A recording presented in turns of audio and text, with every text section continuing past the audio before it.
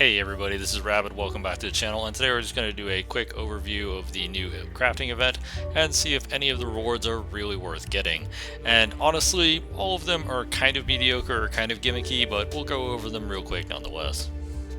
Our first vehicle is going to be the Ki-84-2. It's a Japanese bomber, and it's going to be the lowest aircraft in the game to have a guided missile, which sounds impressive for a 2.3 plane, except taking it out in the test drive and trying to aim this missile was a complete pain in the ass.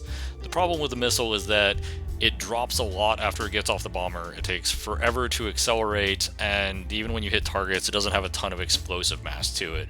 So it's more like a bullpup that's incredibly slow and awkward to aim than some of the other guided bombs you'll see on, say, some of the German lower tier bombers. Overall, I think it's kind of a gimmick. It's interesting and it's a nice little collector's item as the lowest tier guided missile, but realistically, the loadout with 100 kilos is probably going to do you better. Overall, the bomber doesn't have any offensive armament. Its defensive armament is two fairly weak machine guns. For a 2.3 bomber, it's fine, but it's not really anything to knock your socks off. So if you're interested in it as a collector's item, because it does have the fun little guided missile to mess around with, then go for it, but I don't think it's going to be all that great. The next event vehicle is the F-100F Super Saber. It's essentially a ground attack saber, and what this basically translates to is you get a slightly wider variety of air-to-ground weapons, and you get to carry more of them.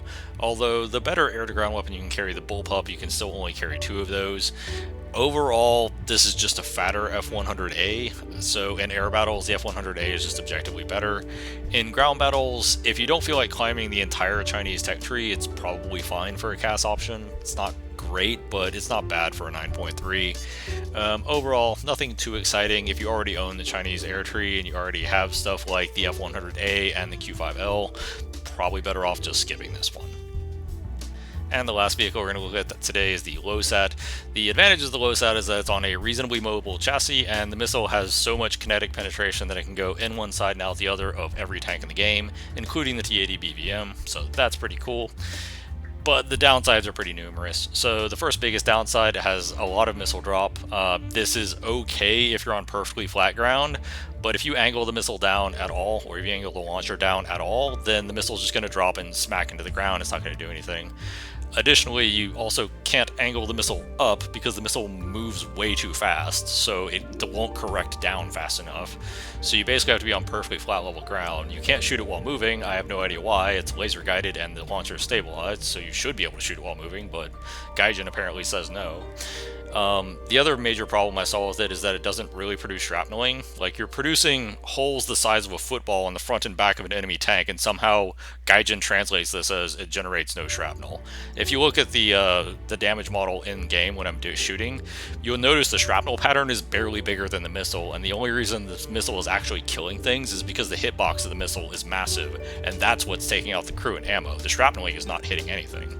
So hopefully they'll fix that. Now, Gaijin have corrected vehicles like the AGS and the QN506 in the past to try and make them more usable because they want to try and push these ground reward vehicles. So maybe the Lowsat will get some love. There are definitely historically accurate ways they could buff it, like let it shoot while moving because it should be able to, reduce the missile drop because I'm pretty sure it doesn't drop that much. Give actual shrapneling to it so you one hit kill everything because you should be able to. But for the time being, it's kind of a collector's item. Hopefully it gets some love within the next week or so that makes it a lot more playable, but we'll see. And that concludes this short little look at the various event vehicles. Overall, I'm excited the Lowsat is in the game. I wish it was in a more usable state in the game, but it is a fun and interesting vehicle, and I will definitely screw around with it after the event is over, and that's definitely the one I'm grinding.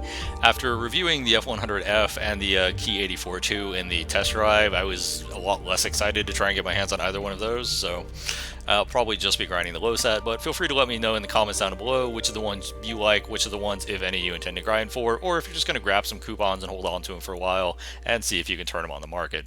Anyway, that's it for our video. Hope you enjoyed it. Hope you have fun. Have a great day, everybody.